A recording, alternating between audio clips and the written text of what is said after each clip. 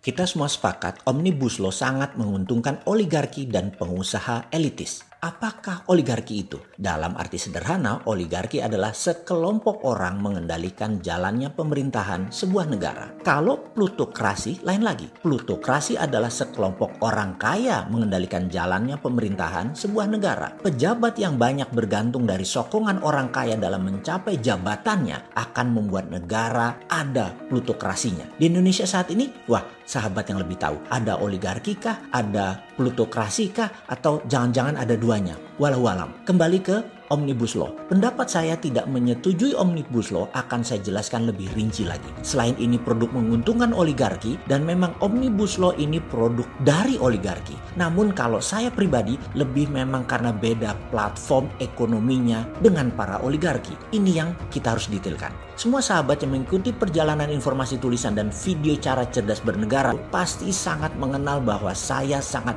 pro swasta dan swastanya pun UKM. Platform ekonomi bernegaranya beda jauh dengan cara pejabat negara saat ini, juga pejabat negara sebelum ini yang memang arahnya heavy on government dalam tanda petik. Jadi ujung tombaknya adalah BUMN. Sementara platform ekonomi MMT, Modern Monetary Theory, adalah akan mengurangi peran BUMN. Jadi begini melihatnya. Kalau ada chart di depan kita, gambar chart itu dibagi dua. Yang sisi kiri sosialis, yang sisi kanan kapitalis. Lalu belah dua chart tadi, sosialis dan kapitalis tadi dengan upper piramid dan bottom of pyramid. Maka sisi kiri adalah sosialis elitis, yaitu yang saat ini adalah para BUMN. Dan sisi kanan adalah kapitalis elitis, yaitu para oligarki. Di sana jelas posisi mereka, dan Omnibus Law itu adalah produk yang menguntungkan upper of pyramid, yaitu para elitis. Mereka hanya 10%, namun mereka mengendalikan 60% lebih ekonomi nasional. Lebih hebatnya lagi, secara penyerapan tenaga kerja, mereka hanya menyerap 3% dari seluruh angkatan kerja.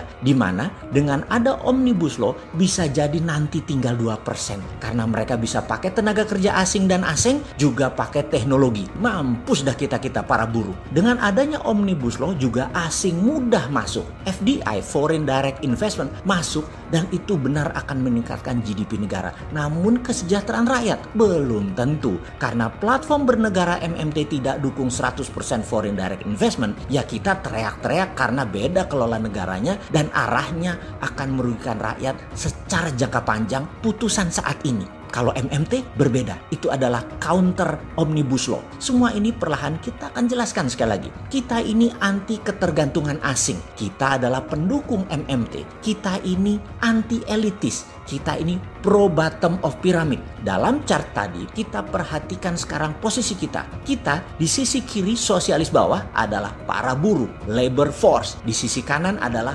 para UKM. Jadi kapitalis yang di bawah adalah UKM di kanan bawah. Melihat posisi kita di bawah dan tujuan MMT adalah mendekatkan atau meningkatkan bottom of pyramid atau scaling up dasar piramida. Sementara jujur deh, Omnibus Law itu meninggikan oligarki dan BUMN. Meninggikan elitis, meninggalkan bottom of pyramid. Semakin tidak terjangkaulah bottom of pyramid karena mereka dilindungi regulator, dilindungi undang-undang, ada uang mereka itu dan punya jabatan. Lengkaplah mereka meninggalkan dasar piramida.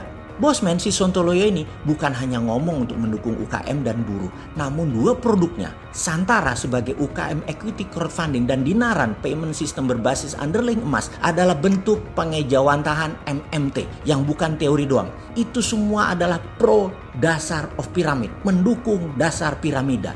Jadi secara platform ekonomi bernegara MMT yang dianut Bosman dan kaum Sontoloyo memang meneriakkan untuk menunda atau membatalkan Omnibus Law bukan tanpa alasan atau tanpa ilmu. Ada, MMT mendemokratisasi pasar atau market dengan free trade atau pasar bebas, juga dengan fair trade, pasar berdasarkan keadilan. Omnibus Law bercita-cita menurunkan biaya produksi dengan menekan nilai buruh, di mana itulah syarat ekonomi berdasarkan peningkatan PDB ala Tiongkok yang memang bikin silau banyak pejabat negara saat ini. Harga buruh harus rendah, haknya harus dibatasi, geraknya harus dibatasi. Ini menabrak kelompok serikat pastinya.